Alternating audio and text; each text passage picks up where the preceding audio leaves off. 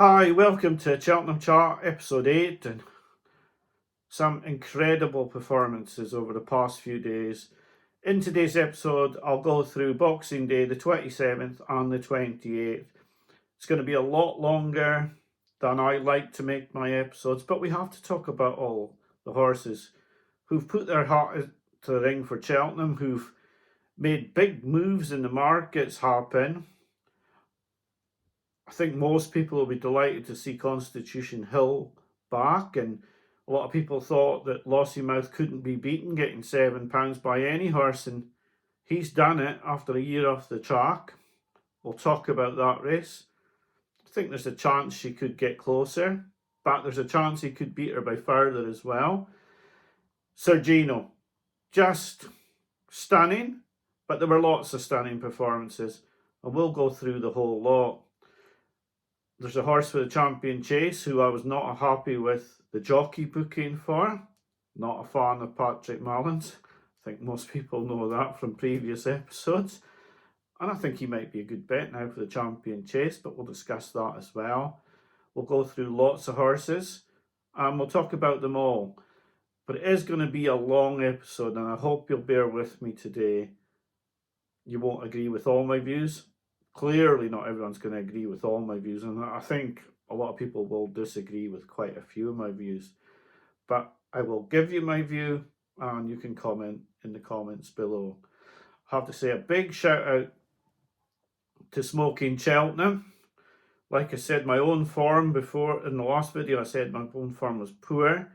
I put up 2 selections, they were poor, and Steve gave the winner of the Paddy Power Chase as his Christmas bet at 20-1, Percival Galopin. Now that did cut deep, to be honest, because I talked about Percival Galopin a lot last season, and he's come here and he's cut me to the quick, especially as I backed him last season for that race where he fell at the last against Hartwood, and everyone said he may not have found much up the running. Well, he found plenty over 3 miles, so I think he'd have found enough over 2 miles 5. Then again, Hartwood ran well today.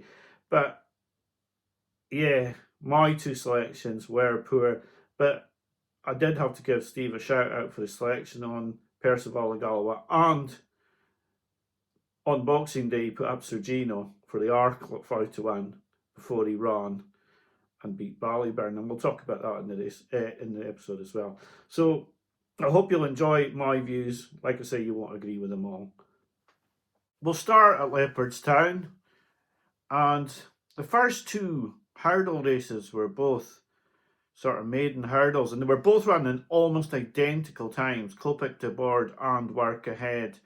Now, you could say both were really impressive. Now, for me, I'm not a fan of Patrick Mallins, like I've absolutely said already, but I did think he almost made Copic to Board make a mistake at the first by the way he travelled into the hurdle. And then the horse jumped out to the left continually during the race. And he looked a bit of a rocket, to be honest. And I thought, this could be a supreme horse. He looks like a very, very nice horse. I liked his performance a lot, and I think he'll improve for professional handling. I really do think this horse is going to need a professional jockey who's going to sort of... And it is a worry. It is a worry when they're doing what he did during the race, but I wonder if he just got some sort of tweak and he was feeling something. Now, Work Ahead was completely different.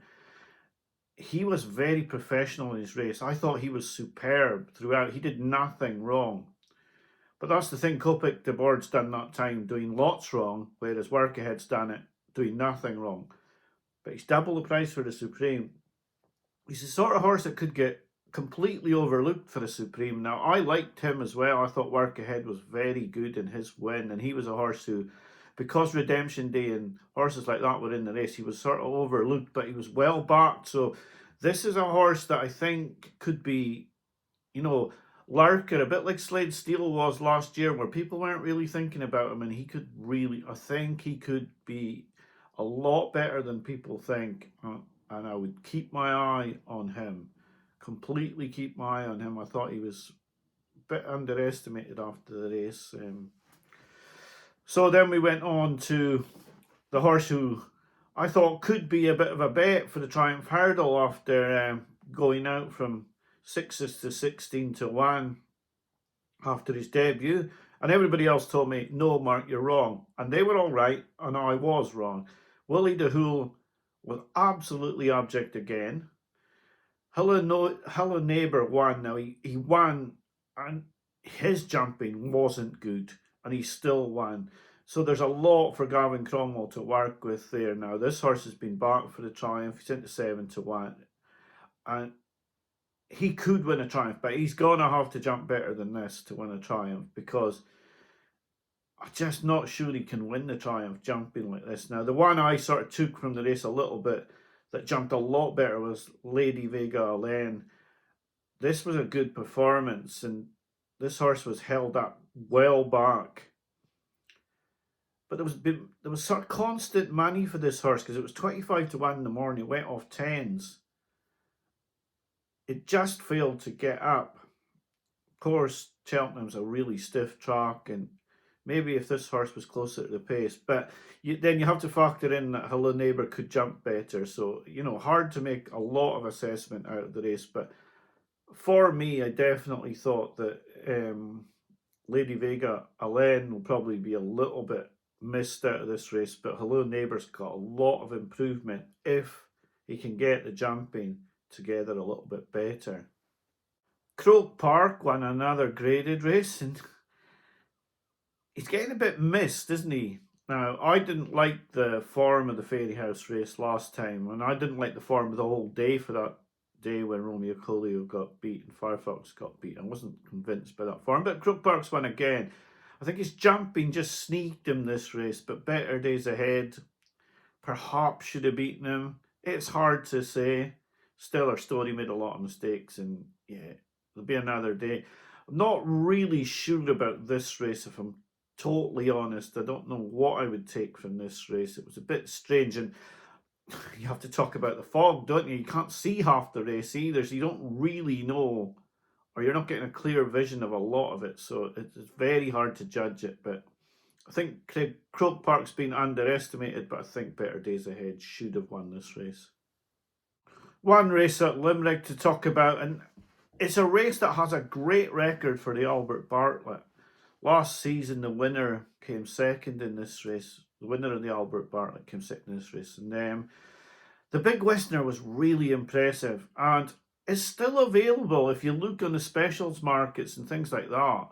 For Cheltenham, you can still get 16 to 1 with William Hill in a special market for Big Westerner to win the Albert Bartlett. And that's a very big price for a horse who's won nicely here. Now, the one slight issue with this race that I might have is that it's normally run in a bog, and it wasn't this time.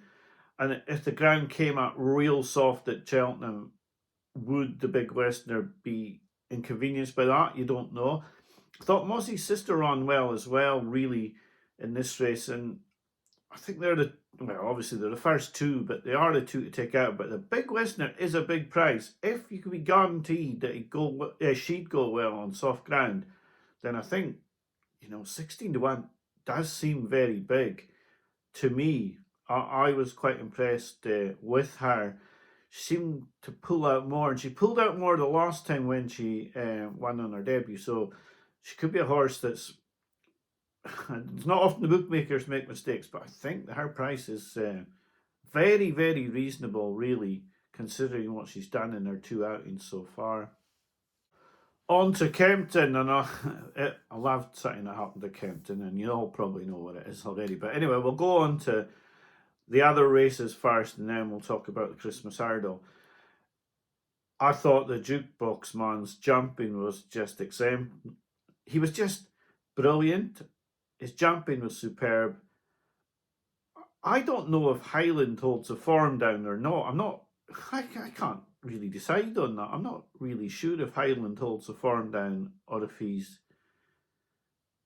I can't really decide, but Jukebox Man did nothing wrong. And the only thing that you can say sort of holds the form down a little bit was that the race was run a lot slower than the King George. Now, the King George clearly was run at a very fast pace, and we might as well just get on to that race. Now, I thought LA Francais went out in front, and for a few fences I thought he might be going too fast. Then I realised, oh, they've let this horse go a little bit here. He could keep going. And of course, I've got my eye on Spillane Tower, who's sat in mid-division, and I'm thinking, well, you know, if this leader comes back, there's a chance. Paul Townend's ridden a great race on Banbridge to get up. I do think if LA Francais had gone for it over the last two jumps, he could maybe have won. But I'm not a jockey, but I just wonder if he could have held on if he'd had a better jump at the last two. But Banbridge has got there and ran really, really well. Now, he would be a bit of a shoe-in for a Ryanair, granted good ground. But how often are you going to get good ground for the Ryanair? So you can't back him anti-post because he just might not get his ground. I do think if Spillane Tower ran in the Ryanair, I think that would suit him a lot better. I don't think he liked Kempton. I really felt he was not at ease. And I thought he ran well. I know that people say, I backed him, so I'm going to say that. But no, I'm not really like that. If I thought he ran a really poor race, I would say. I didn't think he ran a poor race. I think he was out of sorts. A lot of horses don't like Kempton, and I don't think he liked Kempton. And I think he did well in the circumstances to run the race he did. There was the Nicky Henderson horse, Knight's Hymn. She ran a good race. She could be a possible for the Mayor's Hurdle as well. That's another horse that you'd want to talk about at Kempton. But the big story at Kempton was the return of Constitution Hill. And I thought Nicky was quite reserved in his interviews, to be quite honest. If that had been me, after all the stick I've had for all the, the write-ups and all the things that Nicky was doing, and he really shouldn't have been doing a lot of that stuff. But the bottom line, and I keep saying it, they all keep staying over the water. Stateman's a superstar. I've told you already, I don't think Stateman's a superstar. He beats Fields Dudery and Pied Piper and Echoes and Rain and all that. And then when he got an absolute kicking off Constitution Hill, they said, he didn't feel right. And we got the same nonsense when Lossiemouth got beaten. She wasn't at ease. She couldn't go the pace Burdett Road went. She didn't like that hot pace. Now, I didn't think she ran that bad a race because she never really finished that far behind Constitution Hill. I would hope Constitution Hill's got a lot more improvement because I think Lossiemouth will improve for Cheltenham if she goes to the Champion Hurdle. Now, there is a big if there now because Rich Ritchie won't think that he can beat Constitution Hill. And of course, he claims to be a sportsman, but he's not really, and he'll run off to the mares if he thinks he can beat Brighter Days Ahead. I would think she would have more chance at Cheltenham. It's just whether Constitution Hill, who's already beat her, giving her the £7 and race fitness, is going to improve more. I did think he would win a little bit further than he did, because he came there cruising, but it was just beautiful to see him come back and stick it up to everybody who said, and slagged Nicky. Clearly, what's the point in Nicky putting the horse out there when he's not fit and he can't do himself justice and he runs round like a drain? What's the point in that?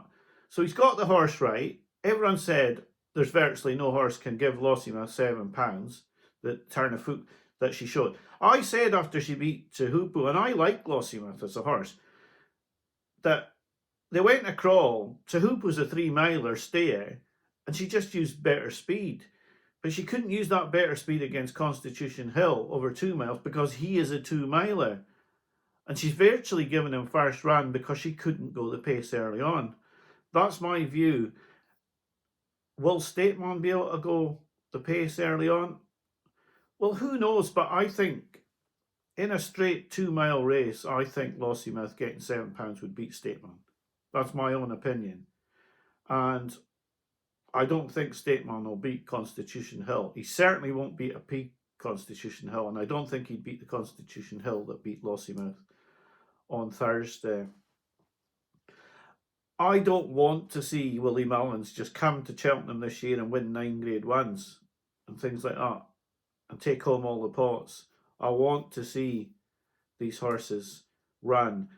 And I'm delighted to see Henderson's horse coming back. And I've always thought, and many, not just me, many others have just thought that Constitution Hill is a world-beating horse, and he certainly was before he was off the track for a year. That race where he beat John Bond 22 lengths, and the race where he beat Stateman 9 lengths, he was one of the best hurdlers I've ever seen. And everyone was knocking him, and everyone was saying, oh, Stateman turns up for every gig. Yeah, he might be a horse that actually stays fit, but he's beating nothing. He's not beating good horses. And I keep saying this, and everyone says, oh no, Stateman's a superstar. Well, we'll see in March if he's a superstar, because if he gets within 5 lengths of Constitution Hill, I'll be quite surprised. Like, sometimes I'm very reserved on the videos, but I'm going to say what I think today. I was absolutely delighted to see Constitution Hill beat Lossiemouth, and I was delighted to see Sir Gino beat Ballyburn as well, because last season's form in the novices isn't looking that great. But we are talking about Boxing Day at the moment. But yes, I did get a bit of a kick out of Constitution Hill beating Lossiemouth, because, and I'm not saying this about any individual Irish podcasts, but there has been this narrative against Henderson, and I am not a fan. Believe me, I'm not a fan of Henderson. But there has been this narrative that Nicky has been cotton wooling the horse and all that. The basic fact is the horse hasn't been fit. But they've been championing Stateman as this superstar, which really has irked me. Really irked me.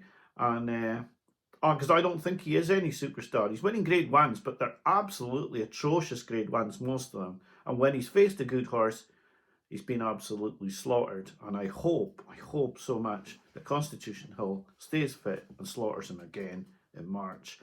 So that's my rant over now. I'll get on to the 27th. One grade one entry to talk about was Porter's Charm. I thought this was a really strange decision to go over 2 miles with him, but he won really nicely. Now, I wouldn't have a clue where this horse was going to go. I would have thought he was going to go to the Challow and then perhaps go to 3 miles or 2 mile 5 for the Turners.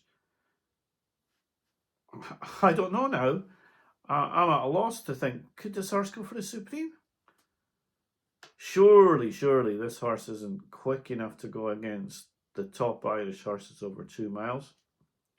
But who knows? It's stranger things have happened, but I don't see Porter's Charm as a grade one championship 2 miler.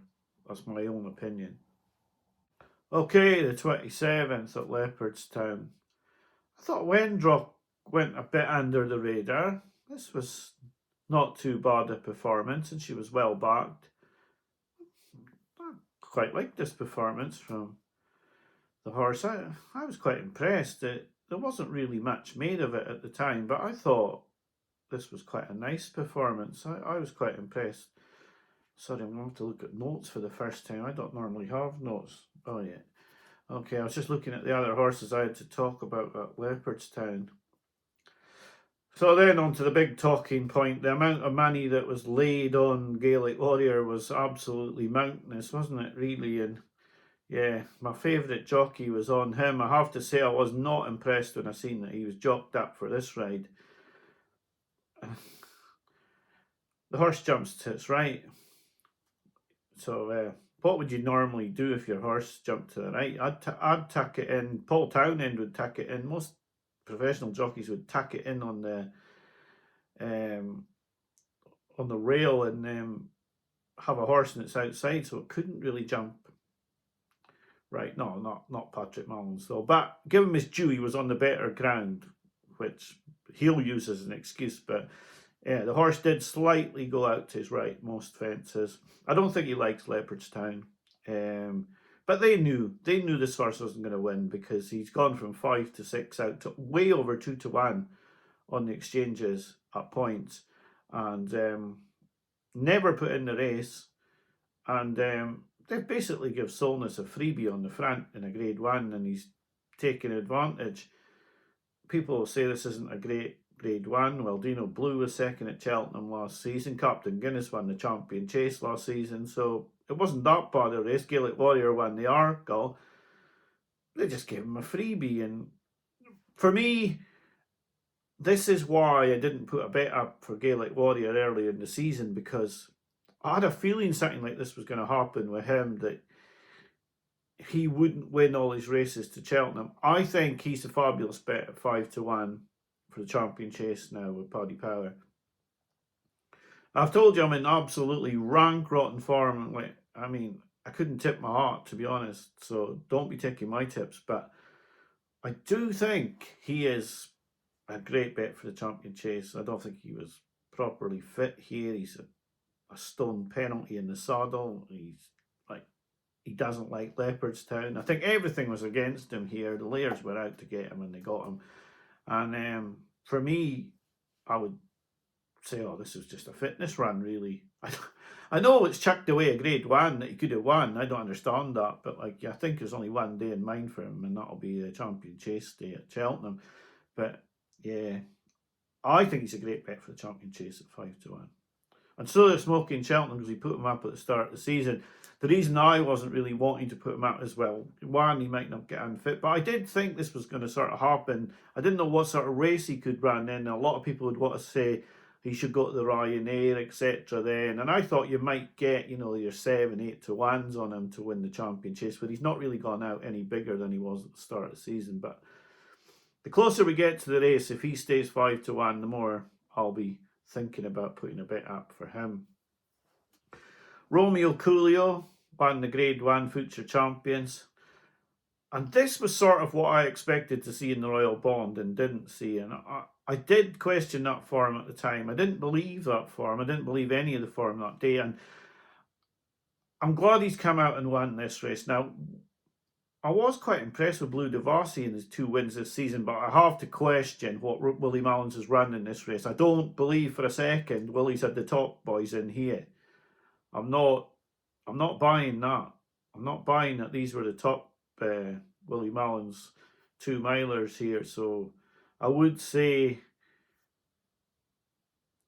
you sort of have to temper yourself. But Romeo Coolio was quite quick in this race, and he should be able to jump a little bit better as well, because I don't think his jumping was absolutely 100% here.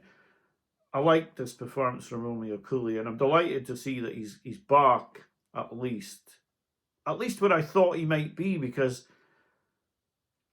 after his first round at Down Royal, I was quite keen on him, and I said that I thought 14-1 was a little bit big for him for the Supreme. Now then he came out in the Royal Bond and he ran like a train, and I couldn't work it out.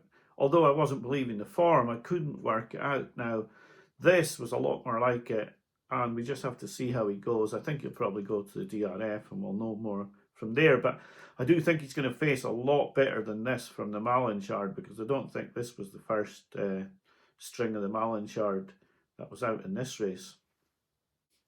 At Limerick, Bioluminescence won the Mare's Chase, and I thought she was very good. And she has seriously improved for a fence, because she just looked a different horse, really. Coming into the straight, she could be anything. The jockey was looking round a little bit as if he had a lot of petrol in the tank, but Bioluminescence saw her off quite easily, and then as Pagan came at the final 2 fences, Bioluminescence really brushed them aside as well. Now, this means that Cromwell has got a massive say in this division now. Obviously, Dino Blue for Mullins is going to come in here, and I do expect Langtree Lady for De Bromhead to be perhaps a horse that could come into this division as well. But when you look, obviously people will talk about Spindlebury, but when you look at the Cromwell horses here, you've got Limerick Lace, who won the race last year. You've got Bride's Hill, who's a very, very good horse over this distance. You've then got Only by Night, who's beaten very good horses this season and won in a Hat Canter last time out. And now you've got this horse here as well. So he's got 4 possibles for this race. This is a big horse. JP McManus, I would imagine, would want to send this horse to the race. Will he want to send Limerick Lace to try and defend their title? Who knows? JP's going to have a very big say in this race if Impervious comes back as well. But I was very impressed with Bioluminescence, and I thought the 12-1 on her was reasonable, maybe not great. You'd have to know only by night. That the problem with that horse is that you don't know, is she going to stay 2 miles forward, and her form tailed off last season in the second half of the season. So I think Bioluminescence wasn't really a bad price at 12-1 after this race. I don't know if there was bigger around. The only two bookmakers I can get a bet on, that's a better price of the two for her. So yeah, that's Bioluminescence at Limerick. Nietzsche Horse won the finale at Chepstow, but they say this horse is going to stand now and isn't going to run the Triumph Hurdle. I just want to mention that, yes, it was an impressive performance. This is another race you couldn't see much of it. I mean, there was a lot of races like that where you couldn't see the races properly over the last few days. But it was impressive how when they went into the fog, it looks like he was just going to get into the lead. And by the time he came out of the fog, it looked like the other horse had actually fallen, when it actually was still there and he'd gone that far ahead of it. So a good performance, but a horse probably not going to Cheltenham. Now, the final horse on the 27th. I actually stood watching this race, sat watching this race, thinking, well, yes, this horse is probably now going to go for the Arkle and will be a short price favourite. And I'm still thinking, could it have been the champion hurdler this season? Was that gallop right? Is he actually just better than Constitution Hill as well? Because Sir Gino is, I mean, for a chasing debut, it was superb. Now, he was getting £6 from Ballyburn, so you have to factor that in. And Ballyburn's made a bad mistake at the last as well. So, and I'm not sure he outjumped Ballyburn as much as people think, but his jumping was absolutely brilliant. So that's the negatives out of the way. He's been receiving £6, and Ballyburn's probably not on a track he likes. But to take the positives, he was a second quicker than Soul Icon, who's rated 143. Second quicker, which is probably 3.5 to 4 lengths. So that puts him, into a very decent area already. He's carried £6 more than Soul Icon as well. And he's on his chasing debut. He's never been on a track with fences before. That makes this performance on his chase debut pretty special already. And I wouldn't write off Ballyburn because of that, because Ballyburn has beaten Robo quite far here. I think he's just maybe come up against a horse who's a little bit special. Had to give him weight on a track he doesn't like.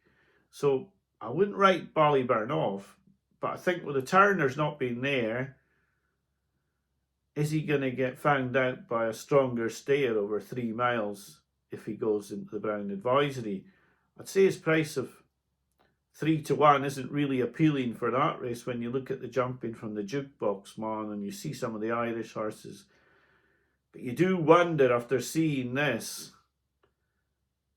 if Cheltenham are going to be regretting the Turners not being there, because there are going to be an awful lot of horses don't want to go to the Arkle against Sir Gino after watching this, because his champion he looked like a champion chaser that had been around for 2 seasons. And this is his first time over fences. Like I say, I do wonder, I really do wonder if Sir Gino could win the champion hurdle, even though he's gone over fences, he's lost his novice status, and he's never going to go back probably to hurdling this season. But I do wonder if he could have won the champion hurdle this season. The first time out this season, I was questioning the form a little bit, because he didn't go away from Lump Sum like I thought, because Lump Sum's, a 140 horse or so. Oof, this was some performance. And I think Ballyburn probably is getting a bit of bad press here, when he probably doesn't deserve it, because Sir Gino was just something else, really, wasn't he? I mean, this was an incredible performance. I am possibly going to watch the 28th races and add that to this video, and then I'll put the video up on the 29th races will be covered in next week's episode. But yeah, I mean, so many stars, so many stars over the past few days. Honestly, the video could have been 2 hours tonight for just these 2 days, and I've still got the 28th to do. But so many good performances. I just wish that I was in better form at the moment.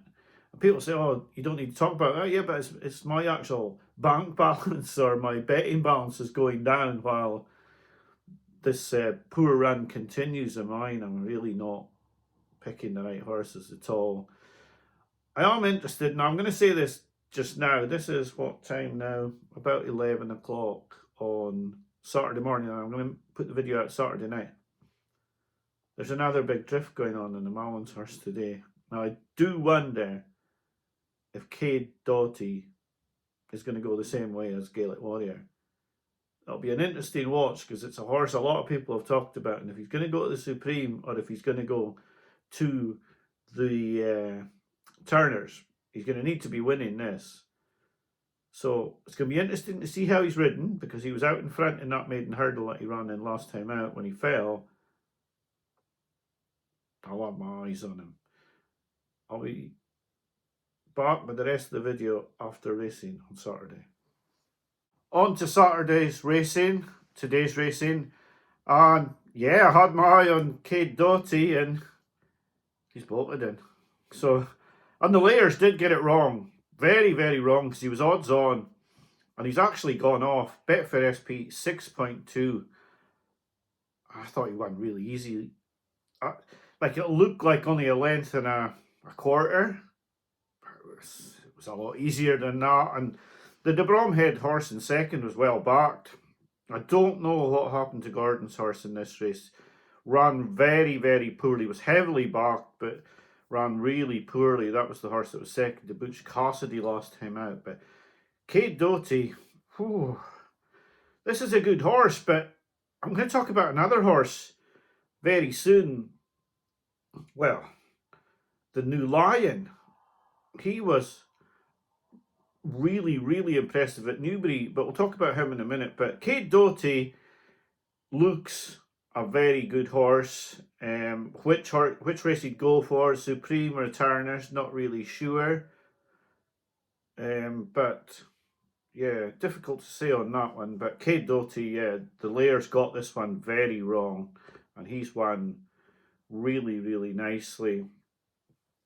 The beginner's chase is where Galopin de Champ started out, and a lot of people thought this was going to be the start of a big chasing career for Key de Bourbon.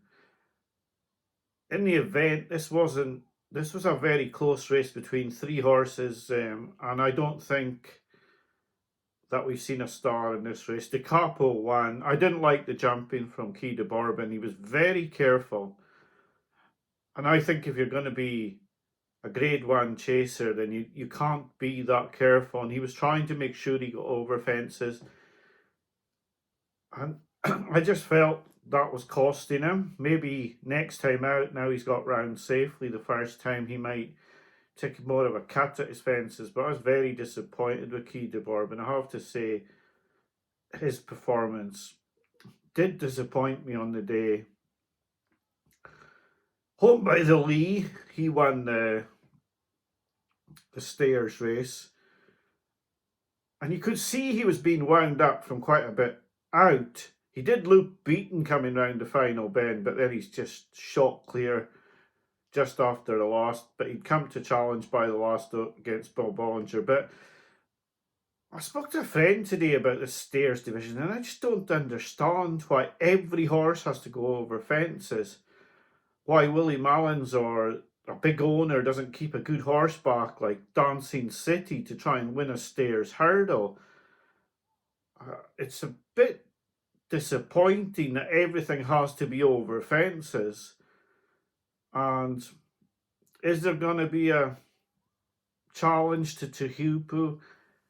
At the moment, it's not looking like it will be. And yeah, just disappointing that the this division isn't better supported by horses who ran in the Albert Park, let's say, or in the 2 Mile 5 race occasionally, why not keep the odd horse over hurdles? Why do they all have to go chasing? I don't understand really, because they can't all win Brown advisories and they can't all win Gold Caps. So, yeah, Home by the Lee was very impressive, but yeah, I'd like to see some new blood in this division. It was hard to watch just the same old horses, and that Home by the Lee is probably not good enough to put it up to Hoop Cam Cheltenham. The Savills Chase, I don't know what you say about Galopin de Champs. He was absolutely flawless. He's won very easily. He's beaten Factor File, who would look to be his biggest danger. I think I'll be looking at perhaps at Monty Star each way in the Gold Cap myself, but he's taken Factor File and he's ragdolled him here. He really has.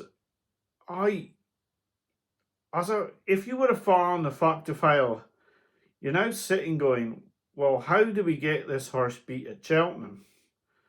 How does Factor File turn this form round? And I'm not sure there is a way of turning this result round.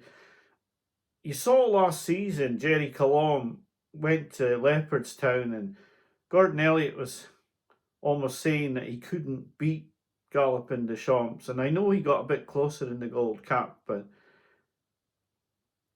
I do wonder. I know Galopin de Champs, Leopardstown's his playground, and he likes Leopardstown, and there's a chance he won't be quite as good at Cheltenham, and perhaps this was a big run that might take a bit out of him, but I really do wonder how Factor File turns this round now. It's not going to be very easy to find a way for the JP horse to win this.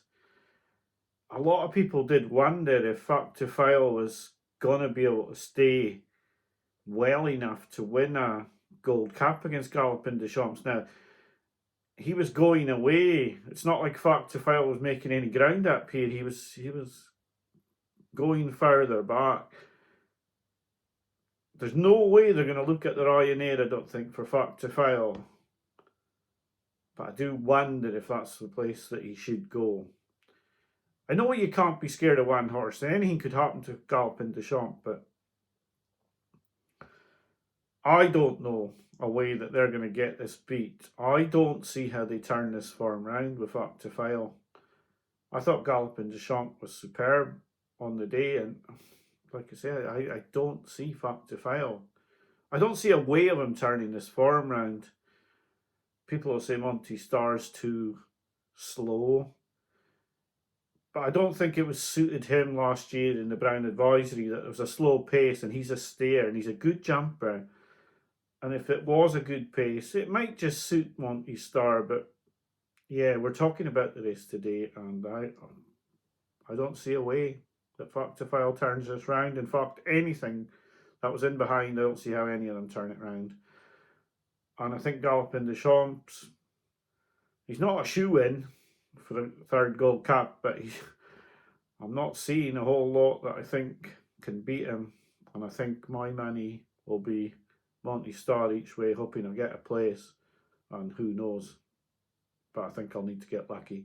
But Galopin de Champs on the day, just outstanding performance. And in amongst so many other outstanding performances over this past 3 days. At Limerick, Imperial Pass won the Grade 1. I was going to talk about this. It was a good performance, but I did see Willie Mullen's interview after the race, and he indicated that there was no race really for the Imperial Pass at Cheltenham, so it was unlikely that he would go to Cheltenham this season for the festival. It was also interesting in Willie's interview. Now, I've already made the rest of the video, and I'm not going to go back and start making it again just to backtrack on my own thoughts. He did think as well that Lossiemouth would probably do better against Constitution Hill at Cheltenham. Now, I did indicate that might be where Lossiemouth would do better against Constitution Hill at Cheltenham. My worry is for Lossiemouth is that Constitution Hill had no race fitness before this race and was off the track for a year. So he is more than likely to improve again for this run. I do hope we see the clash between Constitution Hill and Lossiemouth at Cheltenham, but I think it will depend on Lossiemouth's next run, how she does, and whether they're going to take the risk of running her there or go back and try and retain the Mayor's Hurdle. But it was nice to hear Willie saying that he still thinks he can win, so let's see where it goes. We'll also have to see tomorrow how Stateman fares against Brighter Days Ahead. Now, you know, I've put my head on the block a little bit here because I've really slated Stateman a few times on my videos because, like I say, I am sick of hearing this superstar status for him when he's beating horses who I don't rate. Now, it could be that Stateman comes out and wins the champion hurdle against Constitution Hill, and I'm going to look very, very stupid at the end of the season. Like my form is at the moment, that could very likely happen. I have to say that my own feeling is that if Sir Gino had stayed over hurdles, I think he's probably the best 2 mile hurdler in Britain or Ireland out of the whole lot. But we're not going to see that now, and he's going to go to the Arkle. So, yeah, Imperial Pass not looking likely to go to Cheltenham. Now, you would think now, where would Ballyburn go? Is he going to go up to 3 miles? Where's that Il Atlantique going to go? There's going to be a lot of toing and froing. A lot of horses aren't going to want to run against Sir Gino, because you would think, why can't Imperial Pass go back there? But we will see. There are plenty of races. Cheltenham is not the be-all and end-all for everybody. But it does make you wonder where they're going to go. The final race to talk about was one that I was struggling to believe while I watched. Now, I quite fancied Bill Joyce in the Challow. They couldn't get enough money on Regent Stroll to win the Challow, and the drift on the New Lion was quite substantial. Not quite to the Cade Doty standard, but there was quite a drift on the New Lion. It was run quite a decent pace. But coming to the last, the New Lion was absolutely running away on the bridle. You can never take the Challow form and think that the British are that far ahead of the Irish. But you can't help but be impressed with what the New Lion did. He absolutely trounced this. I thought Bill Joyce was a decent horse. I thought Regent Stroll was a decent horse. Now, perhaps they can bridge the gap, and perhaps the Irish will be better in the Turners, because there are going to be good horses in that race. There has to be somewhere for Jasmine DeVoe to go. There has to be somewhere for Kopek de Board to go. They can't all go to the Supreme. Cade Doty, where's he going to go? Romeo Coolio probably goes to the Supreme. Are the Irish good enough to put it up to this, the New Lion? Is the New Lion just looking like some sort of superstar like we've seen before in the Challow with some of the Nichols horses, and then the Irish come and just blow it out the water? But this just looked so different. This horse looked like he just started the race at the second last. He was going so well. It was a quite astonishing performance. And yeah, you couldn't help but be impressed. It was really, really impressive. In conclusion, everybody would have a different star of the show. I mean, Constitution Hill coming back is fantastic for racing. It's fantastic for the UK to have a star that we think we can go to the champion hurdle with. But then again, Sir Gino was just, for me, he was the standout. He was the standout. He was utterly unbelievable. But even then, you've got the horses like the New Lion today, who was quite superb, just really, really good. The Jukebox Man was good, but like I said, his time was slow. So where do you go anti-post wise? I honestly feel that Gaelic Warrior 5-1 Champion Chase is where I would feel the most confident at the moment. I've said my piece on the jockey, etc. I think he'll be a great bet for the Champion Chase come March, as long as he's definitely going to go there.